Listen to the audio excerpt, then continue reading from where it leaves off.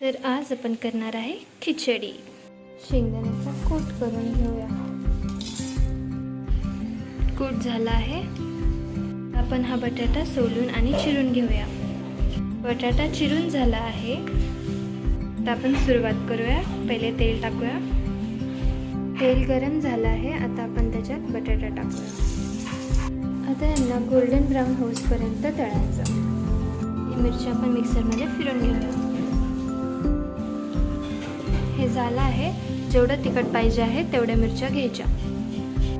आता हे golden brown झालेले आहे, तुम्ही बघू शकता. आता ह्यामध्ये आपण वाटलेली मिरची टाकूया. मिक्स करून घ्यायचं. चवीनुसार मीठ टाकायचं. साबुदाणा टाकूया.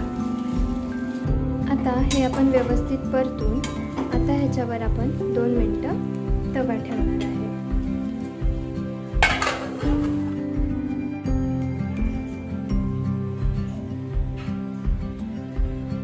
2 मिनिटं झाले आहे. आपण बघू कशी झाली आहे. आता ह्याला आपण परतून घेऊया परत. आपण यामध्ये कूट टाकून घेऊया आणि परत तवा ठेवूया. तर आपली खिचडी तयार झाली आहे.